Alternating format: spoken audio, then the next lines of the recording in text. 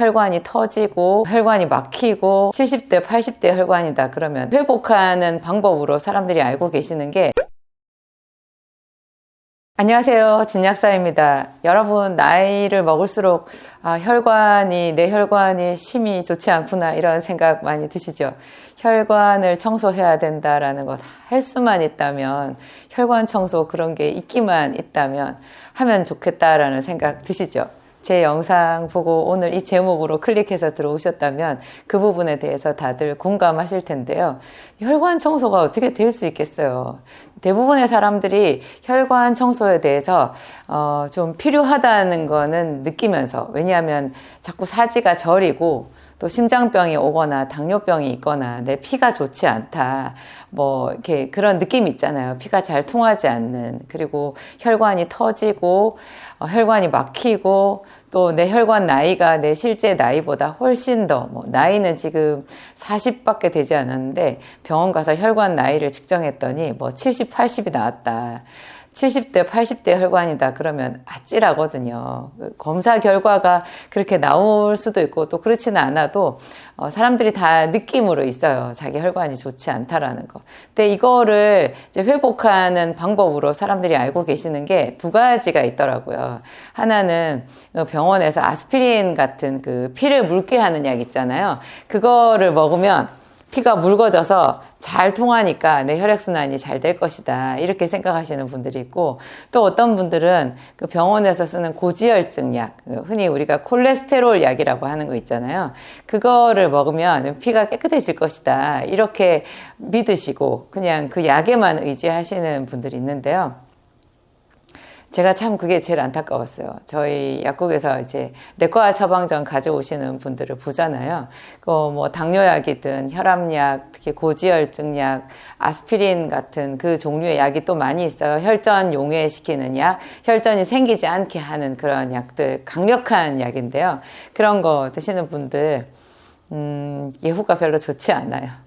고지혈증 약 먹으면 부작용 만만치 않거든요. 그리고 그 고지혈증 약을 먹어서 수치는 정상보다도 훨씬 많이 떨어져 있어요.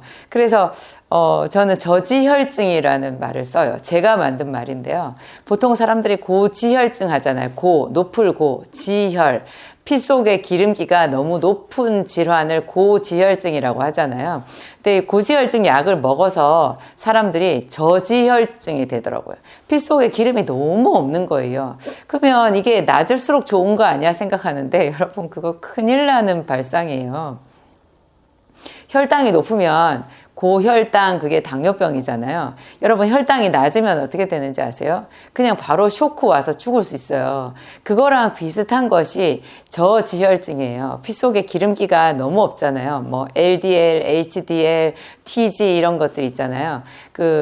고지혈증 검사할 때 한 3가지 검사하고 그걸 합산해서 총 콜레스테롤 이렇게 또 수치가 나오잖아요. 이 콜레스테롤 수치가 너무 낮으면요, 그 사람 죽어요. 서서히 죽어요. 그래서 콜레스테롤 약이라는 거 어린아이나 임산부는 절대로 먹으면 안 되는 약이라는 거, 그거 참고하셔야 돼요. 그게 콜레스테롤 수치가 너무 낮다, 저지혈이다, 이거는 고지혈보다도 훨씬 더 빠르게 내 몸을 쇼크에 빠뜨려서 생명에 위협을 줄 수 있다는 거 생각하셔야 되고요. 그러니까 피를 묽게 하는 것으로 피가 좋아지고 혈관 청소가 되는 것 전혀 아니고, 피를 묽게 하는 혈전제를 쓰게 되면요, 놀랍게도 여러분 혈관이 터져요. 혈관이 속에서 터지면 우리가 흔히 타박이라고 하는 거, 왜 타박상 입으면 멍이 들잖아요. 그게 이 속에, 피부 속에 있는, 근육 속에 있는 혈관이 터져서 피가 새 나온 거거든요. 근데 그게 예를 들어서 위장 안에 출혈이 생겼다고 생각해 보세요. 보이지 않는 머릿속에 출혈이 생기면 그게 우리가 가장 무서워하는 중풍 중에 하나인 뇌출혈이잖아요. 이게 장출혈, 위장 내 출혈, 어디 몸속에 출혈이 있다 하는 거 더 무서운데요.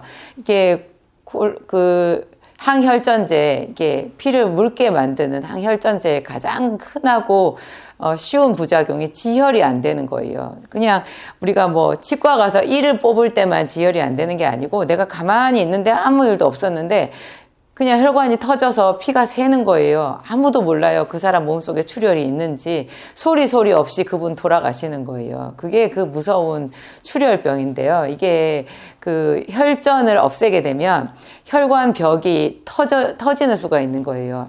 하여튼 이게 혈전이 그렇게 우리 몸에 중요한 거거든요. 사람들은 혈전 그게 어딘가 피딱지니까 그런 게 필요 없이 생겨가지고 좁은 혈관, 아주 가느다랗고 미세한 혈관에 딱 걸려서 거기가 막히면 그게 중풍 아니냐 이렇게 생각하시는데요. 피딱지가 본래 필요해요. 필요하니까 우리 몸에 있는 거거든요. 우리 몸의 그 혈관은 이 작은 몸 속에 있는 혈관이 지구를 뭐 4바퀴 돈다는 그런 말이 있던데 어마어마하게 그 혈관이 미세하게 가늘게 길게 뻗어 있거든요.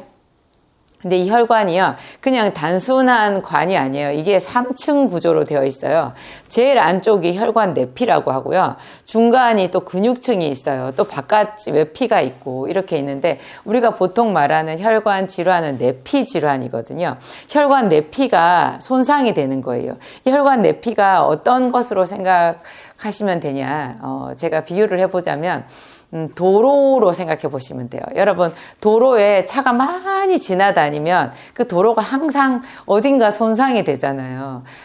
뭐 과적 차량이 지나가면 금방 패이고, 비가 와도 패이고, 그렇죠. 여러 가지로 그 도로가 또 그냥 차들이 많이 지나다니면 그 자체로 이 아스팔트가 마모가 되잖아요. 그래서 손상이 되는데 이 혈액도 혈관 속을 계속 혈액이 지나다니잖아요. 근데 또 이 혈액이 아주 건강한 혈액이 아니다. 예를 들어서 기름기가 너무 많다, 아니면 혈당이 너무 높다, 뭐 어딘가 피 자체가 이분은 묵처럼 걸쭉하다, 뭐 병든 피다, 이렇게 할 것 같으면 그런 피가 이 혈관을 계속 지나다닐 때 이 혈관 내피가 더 빨리 손상이 되는 거예요. 그리고 정상적인 피라고 해도, 이게 정상적인 그 교통량이라고 해도 그 아스팔트가 마모되는 것처럼 이 혈관 내피는 항상 손상을 입는 거예요. 그래서 언제나 이 혈관 내피가 새로 재생이 되고 관리가 되는데요. 이 관리하는 방법 중에 하나가 피딱지예요. 이 피딱지가 혈관이 약해져 있는 부분에 가서 탁 들러붙는 거예요. 이 피딱지 외에 또 있는데 그게 LDL이라고 하는 그 콜레스테롤 중에 우리가 나쁜 콜레스테롤이라고 알고 있는 그 콜레스테롤 있잖아요. 그 콜레스테롤이 이 혈관이 손상된 부분에 탁 가서 붙어요. 이런 거랑 피딱지랑 이런 게 다 공동작용으로 가서 들러붙어가지고 그 부분을 회복시키는 거거든요. 우리가 이런 피부에도 왜 상처가 생기면 여기 딱지가 앉잖아요. 혈관 안에, 혈관 내피에 이런 딱지가 언제나 제때 가서 붙어줘서 혈관 내피를 새롭게 회복시켜야 이 혈관이 건강한 상태를 유지한다라는 그 비밀을 아셔야 돼요. 이게 내피가 손상이 된 것을 내피장애라고, 혈관 내피장애라고 하는데요. 이 혈관 내피장애 중에 놀라운 그 우리가 알고 있는 깜짝 놀라운 질환이 남성들 발기부전이에요. 흔히 옛날에 뭐 이렇게 정력 이런 게 떨어져서 뭐 녹용이나 흑염소나 뭐 개소주 이런 거 먹으면 정력 좋아진다, 뭐 발기부전 치료된다 이렇게 알고 있는데요. 요새 뭐 돈이 없어가지고 개소주 못 먹는 분 계신가요? 뭐 한약 이런 거 못 먹는 분 계신가요? 그런 거 먹어도 이 발기부전 때문에 고통당하는 남성들이 그냥 부지기수예요. 그거는 요즘에 이 발기부전은 못 먹어서 정력이 부족해서 생기는 게 아니고요. 혈관병이에요. 여러분, 혈관병. 그분의 미세혈관이 막힌 거예요. 그래가지고 반응을 하지 않는 거죠. 이게 성적으로 반응이 없는 거예요. 혈관이 막혀가지고 그곳에 피가 많이 가서 어떤 생리작용, 성적인 그런 이렇게 자극이 왔을 때 생리작용이 일어나야 되는데 그게 일어나지 않는 거거든요. 이런 혈관 내피장애, 미세혈관 손상으로 생기는 그런 게 눈이 보이지 않는 그 황반변성 같은 거 있잖아요. 그런 것도 있고, 이 손톱이 자라지 않는 거, 손톱, 손발톱 무좀이 아무리 해도 어떤 레이저 치료, 뭐, 이렇게 곰팡이 치료 다 해도 되지 않는 사람들, 그런 거 있잖아요. 그리고 뭐, 다리가 찌릿찌릿하면서 엄청 아프고 이런 거 있잖아요. 피가 안 통해서 아프고 이런 거 전부 다 혈관병이에요, 여러분. 고혈압이 생기는 것도 혈관병이라는 거 아세요? 제가, 대학교 재학 시절에 고혈압에 대해서 배울 때요. 제가 이만큼 두꺼운 그 병리학 책을 볼 때 참 맥이 빠졌었거든요. 왜냐하면 그 많은 질병 중에서 정확하게 원인을 안다라고 말하고 그 원인에 대해서 기술되어 있는 질병이 거의 없어요. 다 원인을 모른대요. 이게 고혈압도 마찬가지예요. 원인을 모른대요. 고혈압의 원인이 확실히 있는 그런 고혈압은 극히 드물어요. 우리가 주변에 보는 거의 대부분의 고혈압 환자들은 그냥 원인을 모르는, 그래서 우리가 나이 들어서 생긴다 해가지고 성인병에 집어넣은 건데요. 그 원인도 분명한 것은 혈관병이라는 거예요. 이게 혈관이 치료되면 혈압이 내려가요. 혈압이 또 너무 낮은 사람들 있죠. 저는 혈압이 낮은 축에 속하는데요. 이 혈압이 낮은 사람도 혈관을 치료하고 심장을 좋게 하면 혈압이 딱 그 사람의 어떤 그 가장 좋은 생기발랄한 그쵸. 그냥 생기가 있는 그런 상태로 되는 이 가장 최적의 혈압으로 올라가더라고요. 혈관과 심장, 혈관 내피 이런 것들이 다 문제가 되는데요. 이게 현대의학에서 약이 없다는 거죠. 제가 약사니까요. 선생님, 제가 약은 여러분들 다 아시잖아요. 약은 약사가 알잖아요. 사람들은 서울대 병원에 가면, 미국의 무슨 병원에 가면 유별난 어떤 약이 있을 줄 아는데요. 약은 없어요. 약은 약사가 다 보잖아요. 그 약이 이런 혈관을 치료하는 약이 어디에도 없어요. 근데 의외로 혈관을 치료하는 방법은 굉장히 손쉬운 곳에 있어요. 되게. 저는 제가 만든 생기산으로 이 혈관병을 치료하는데요. 제가 우연하게 이 생기산, 이거 제가 만든 그 일반의약품으로 되어 있는, 한방발입이지만 일반의약품으로 되어 있는 그 수많은 약들 중에 몇 가지를 추려서, 선택해서 배합한 거다, 조제를 한 거다, 이렇게 제가 말씀드리잖아요. 생기산이라는 이름도 제가 고객들과 소통하기 위해서 제가 이름을 붙였는데요. 왜냐하면 사람들이, 약사님 그 약 이름이 뭐예요? 이렇게 물어보는데, 제가 할 말이 없는 거예요. 그게 이름이 없고요. 제가 지은 약이에요. 이 소리를 제가 하루에 6, 70번씩 이렇게 얘기를 해야 되니까, 상담하는 환자 숫자만큼 그렇게 제가 몇 년 동안 얘기를 했으니까 이게 정말 뒷골 잡는 일인 거예요. 그래서 어느 날 이 이름을 지어야 되겠다 해서 제가 붙인 게 생기산이고, 생기산하고 비타민 B, C, 마그네슘 이것만으로 제가 엄청나게 많은 혈관 환자들이 치료되는 것을 봤거든요. 제가 치료한다기보다는 그 몸 속에 이 혈관을 회복하는 어떤 그 기전을 이렇게 회복되게끔, 그 기전이 제대로 가동되게끔 그런 역할을 한 것 같아요. 이 생기산과 비타민 이런 것이. 그런 그 기전에 대해서 제가 오히려 치료되는 환자들을 보고 역추적을 해서 그 원리가 뭘까 이렇게 제가 연구하고 그렇게 했었는데요. 생기산을 모든 사람들이 먹을 수는 없잖아요. 또 다 먹을 필요도 없다고 생각해요, 저는. 근데 그냥 생기산 외에 해볼 수 있는, 누구나 할 수 있는 방법이 놀랍게도 여러분, 그 싸디싼 비타민C예요. 비타민C 약사한테, 어떤 누구한테도 돈 되는 게 아니거든요. 이게 너무 싸서. 이 비타민C가 그런데, 이 혈관을 고치는 가장 기본적이고 거의 모든 사람들한테 필요한 만병통치 작용이 있어요. 왜냐하면 현대인들은 다 혈관 때문에, 혈액 때문에 문제가 생기는데요. 이유 불문하고 그냥 비타민C를 어떻게든지 많이 먹어보세요. 이거를 시간마다, 저는 한 2시간, 3시간마다 2000ml씩 계속 먹거든요. 그래서 하루 종일 제가 15,000ml 안팎을 먹어요. 만약에 조금 몸살이 나는 것 같다, 내가 좀 컨디션이 안 좋고 뭔가 몸이 무겁고 괴롭다 이러면 정말 1시간마다 비타민C를 2000ml씩 한 5번을 그렇게 먹어요. 어떤 분들은 한 번에 비타민C를 한 5000ml, 심지어 어떤 분은 10,000ml를 드시더라고요. 그렇게 먹어도 되는 사람들도 있는데, 저는 보통은 이제 시간마다 한 2000ml씩 이렇게 먹으라 그래요. 그러면 이게 강력한 항바이러스 작용이 있어서 그냥 감기는 다 물러거라예요. 바이러스 다 도망가라예요. 바이러스만 잡아도, 여러분, 코로나 잡죠. 인플루엔자, 독감, 옛날에 우리가 두려워했던 코로나 이런 거 다 잡아요. 간염 바이러스 다 바이러스잖아요. 이걸 그냥 계속 드시는 것만 해도 놀랍게도 여러분, 혈관이 살아나요. 참 신기해요. 이게 비타민C가 혈관을 살려요. 그 살리는 기전이 2가지가 있는데요. 우선은 비타민C가 강력한 항산화제예요. 항산화제라는 말이 뭐냐, 녹슬지 않게 차단해 준다는 얘기예요.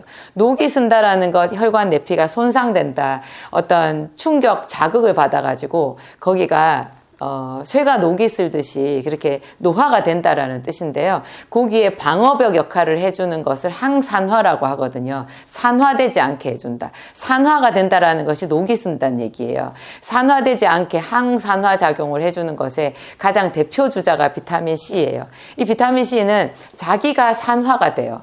자기가. 그러니까 우리 몸이 산화되지 않게 지가 먼저 산화가 돼서 방패가 되는 거예요. 그래서 비타민 C는 쉽게 산화되기 때문에 공기 중에 노출이 되면 안 되고, 그래서 제 비타민 C 보면 이렇게 차광 포장이 되어 있거든요. 빨간색으로 이렇게 코팅이 되어 있잖아요. 겉에가. 그리고 제가 은박지로 또 쌌고 그 안에 또 방습제 또 뭐 다른 거 이렇게 막 2중 3중으로 제가 넣어 놓았거든요. 그렇게 해야 비타민C가 어떤 산화되지 않은 상태에서, 파괴되지 않은 상태에서 신선하게 내 몸에 들어가서 제 작용을 하기 때문에 그래요. 어떤 사람들은 이렇게 커다란 캔 같은 거에 뚜껑 딱 열면 비타민C 퍼먹게 되어 있는 거, 그런 거 사시는데요. 그런 거는 웬만하면 피하세요. 이렇게 뚜껑을 열어서 공기와 접촉되는 순간 비타민C는 지가 산화돼 버려요. 산화가 되어버린 비타민C는 우리 몸에 들어와서 내 몸에 항산화 작용을 하지 못해요. 지가 이미 산화가 되어버렸기 때문에. 그래서 비타민C는 웬만하면 개별 포로 포장이 되어 있든지 아니면 알약으로 타블렛으로 이렇게 그리고 차광 포장이 되어 있고 겉에 또 은박지로 2중 3중으로 이렇게 보호 포장이 되어 있는 거를 즉석에서 이렇게 바로바로 복용을 하셔야 돼요. 이게 복용하면 한 두세 시간 얼마 만에 소변으로 빠져나가거든요. 근데 소변으로 빠져나가면서까지 방광과 요도와 우리 세뇨관과 요새관과 콩팥과 다 청소를 해준다는 거 아니겠어요? 그래서 비타민C만 많이 먹어도 방광염 예방이 되죠. 여성들 그 소변이 줄줄 새든지 아니면 갑자기 소변이 마렵든지 소변을 봤는데도 본 것 같지 않든지 하는 여러 가지 소변 이상이 있잖아요. 이것을 기본적으로 치료하는 것도 병원의 그 방광염 약 아니고요. 비타민C예요. 병원 약을 먹어도 그거는 먹을 때 뿐이고 금방 다시 도로 돌아가는데요. 이 사디스한 비타민이 가장 기본적인 치료제가 될 수 있어요. 비타민C를 먹으면 피부도 이렇게 뽀얘지잖아요. 여러분, 기미 주근깨가 없어져요. 그리고 이게 얼굴이 이렇게 몸매는 뒤에서 보면은 20대인가 10대인가 이렇게 쉽게 너무너무 날씬한데 앞에 얼굴을 봤더니 주름이 말도 못한다 그러면 서로 보기 민망하잖아요. 그런 분들 비타민C부터 먹어보세요. 여러분, 비타민C 먹으면 이상하게 이 주름이 펴지고요. 그리고 피부가 이렇게 칙칙하던 것이 색깔이 돌아오거든요. 이걸 우리가 뭐라 그래요? 혈색이 돌아온다. 혈색이 돈다 하잖아요. 혈색. 피의 색깔이잖아요. 이게 혈색이 왜 돌아오느냐? 피를 좋게 하고 혈관에 탄력이 생기면 혈색이 돌아오는데요. 그 두 가지 작용을 다 비타민C가 해주는 거예요. 비타민C는 혈관만 좋게 하는 게 아니라 혈관 내피만 좋게 하는 게 아니라 그 혈관을 싸고 있는 근육과 외피와 그리고 그 혈액 자체 있잖아요. 혈액 속에도 이게 비타민C가 혈액을 돌면서 그 혈액 안에 피가 산화되는 것도 막아주거든요. 우리가 혈액이 적혈구, 백혈구, 혈소판 이런 거 있잖아요. 이런 것들도 그 산화 물질 때문에 항상 좋지 않은 상태인 거예요. 피가 비실비실해요. 신선하지를 않아요. 현대인들은 다 혈액이. 그런데 이 비타민C가 들어가면 피가 살아나게 해주는 작용까지 하는 거예요. 그리고 제가 비타민C 많이 먹을 때 반드시 또 비타민 B, 그것도 B도 B 100단위로 드시라는 얘기를 항상 하잖아요. 이 이야기는 저의 또 다른 영상을 참고하시고요. 제 진약사 몰에 들어가면 진약사 진정주 비타민 B가 있거든요. 그 둘 중에 아무거나 하나, 하루에 한 알이나 두 알은 꼭 드시고요. 그 다음에 필요한 것이 마그네슘이잖아요. 마그네슘 이런 거 먹으면 이게 또 스트레스로부터 우리를 보호해 주니까 스트레스를 받아서 우리 몸이 많이 산화되고 빨리 늙어버리는 거거든요. 여러분, 한 3일 정도 머리 싸매고 고생해 보신 적 있어요? 마음고생, 잠도 못 자고 이렇게 해보세요. 갑자기 사람이 확 늙어요. 정말 늙어요. 너무 일을 많이 해도 뭐 자동차 오래된 그 디젤 자동차 악셀 계속 밟으면 뒤에 뭐 시커먼 연기 나오잖아요. 우리 몸에 그런 시커먼 연기가 나오는 게 느껴져요. 그냥 우리 몸 속에 그 생화학 반응이 일어나잖아요. 에너지를 만들어야 되니까 이게 과열이 돼가지고 그냥 좋지 않은 부산물들, 노폐물들이 마구마구 생산이 되는 거예요. 장에도 나오고 세포에서도 나오고 그냥 혈액 속에서도 이런 산화물질이 꽉꽉 차 있어요. 그러면 우리가 피곤하고 면역세포는 뭐 다운되고 이렇잖아요. 그러면 얼굴이 다 주름이고 피가 칙칙해지고 머리카락 다 빠지고 근육 다 빠지고 이렇게 되거든요. 그런데 하여튼 이런 비타민 C, 비타민 B 이런 거 그리고 마그네슘을 먹어서 항스트레스 작용만 해줘도 스트레스 저항력만 좀 높여줘도 이런 것들이 복합 작용을 일으켜서 혈관이 살아나고 혈액이 또 살아나는 거예요. 그래서 이게 저는 한 5년 전인가 제가 생기산을 먹기 시작한 게 한 5년 된 것 같은데 그 생기산 먹기 바로 직전에 제가 비타민 C를 그 무렵에 많이 먹었던 것 같아요. 한 6년 전인 것 같은데 그때 비타민 C를 많이 먹고 나서 이 다리 이 정강이 한쪽 옆에 감각이 없고 굉장히 시려서 제가 스커트를 입을 수가 없었거든요. 시려서 스커트를 못 입는다 5월인데 근데 제가 거기다가 스타킹을 신었더니 스타킹 속에 또 땀이 차는 거예요. 땀이 차는데 또 시려요. 막 미칠 노릇이었는데 그게 이제 다리에 혈관이 막혔던 거예요. 저는 비타민 C만 한 8,000ml 하루에 그 당시에 제가 한 6,000에서 8,000 정도 먹었는데 그것만으로 그냥 이 다리 감각이 돌아왔어요. 혈관이 살아난 거예요. 막힌 혈관이 어느 정도까지는 비타민 C만으로도 효과가 있더라. 정말로 혈관이 이제 막힌 사람들, 협심증이 있거나, 그렇죠. 심근경색이 있거나, 또 다리 이런데, 간헐적 파행이란 말 들어보셨어요? 이 혈관이 꽉 막히면요, 이 정맥류 이런 게 심해지면, 사람이 걷지를 못해요. 이게 다리에 피가 안 통해가지고 다리에 힘이 안 들어가는 거예요. 그래서 그냥 장애인도 아닌데 장애인처럼 걷지를 못하시는 분들이 있는데요. 그게 생기산을 쓰게 되면 그런 분들은 비타민 C만 가지고 안 되거든요. 생기산과 비타민 C, 마그네슘, B 이런 거 쓰게 되면 놀랍게 이 다리가 다시 살아나요. 피가 통해가지고 거짓말처럼 걷게 되더라고요.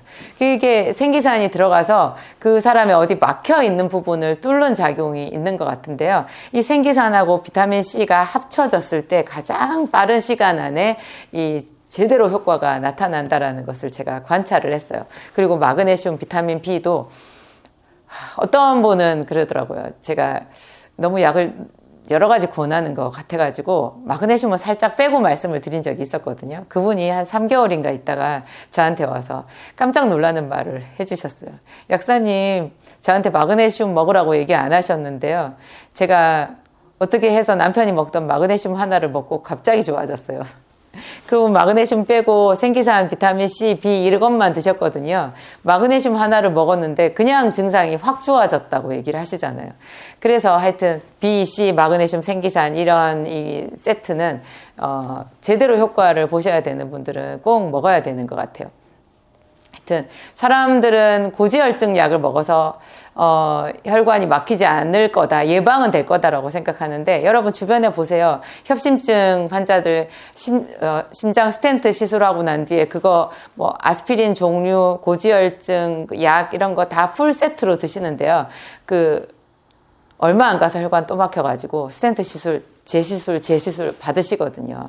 그러니까 콜레스테롤을 잡는다고 혈관이 안 막히는 거 절대 아니라는 거. 이거는 현대의학의 가장 큰 제가 봤을 때는 맹점이고 실수인 것 같아요. 이거 나중에 누군가 어떤 위대한 학자가 연구자가 나타나서 이 정서를 좀 바꿔야 되는 그런 건 것 같아요. 근데 정서를 바꾸기까지 우리가 어떻게 기다리겠어요. 당장 내 혈관이 문제인데.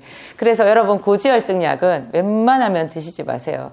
웬만하면 우리 몸의 기름에는 약으로 손을 안 대는 게 좋아요. 기름에다 손을 대는 순간 크게 건강에 위협이 오고 없던 병이 더 생겨요.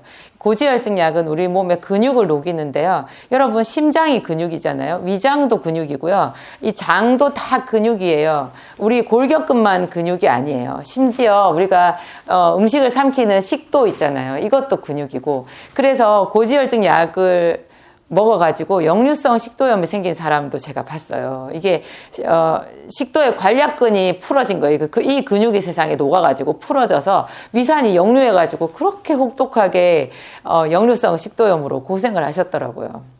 어떤 분은 이 성대, 노래를 부르는 이 성대, 이것도 근육이더라고요. 얘가 녹아가지고 노래가 안 나왔다는 거예요. 고지혈증 약을 끊었더니 그 아름다운 그 테너 목소리, 소프라노 목소리가 다 나온다는 거예요. 그것뿐인 줄 아세요, 여러분? 고지혈증 약 먹으면 뇌가 녹아요. 뇌세포도 다 기름이거든요. 그래서 뇌를 좋게 하는 기름 오메가3 우리가 일부러 먹잖아요. 그런데 고지혈증 약을 먹으면 오메가3 기름을 먹어도 소용이 없게 뇌가 급격하게 기능이 저하돼요. 그래서 그냥 치매 증상이 생기는데 그러면 또 병원에서 치매약을 주거든요. 그렇게 할 게 아니라 고지혈증 약을 안 먹어야 되는 거죠. 그러면 어떻게 해야 되느냐? 콜레스테롤 수치가 높다. 그러면 여러분 식이 조절하세요. 너무 고탄수화물, 그 다음에 설탕, 단 거 많이 먹는 습관 굉장히 안 좋거든요. 고기만 많이 먹는 것도 안 좋아요. 뭐든지 약간 소식하고 야식 피하고 운동하시는 거, 이게 그렇게 우리가 귀에 딱지가 않게 듣지만 듣기 싫은 바로 그 소리, 그게 가장 건강의 핵심이라는 거. 하여튼 그래요. 이 고지혈증 약은 먹을수록 우리 몸에 손실이 간다라는 거 생각하시고요. 그렇습니다. 하여튼 여러분 몸의 노폐물 관리 이런 거 하시는 거 중요하고요. 마음 관리도 중요해요. 여러분 신경질 많이 내고 짜증 많이 내고 분노를 품고 용서하지 못하면 빨리 늙고 혈관 막혀서 얼른 돌아가시는 수가 있어요. 마음 관리도 우리가 빠뜨릴 수 없는 중요한 거라는 생각이 들고요. 매일매일 여러분 자신을 칭찬해 주세요. 살아줘서 고마워. 살아줘서 고마워. 오늘도 새날이다. 행복하게 살자. 오늘 제 이야기 여기까지 하겠습니다.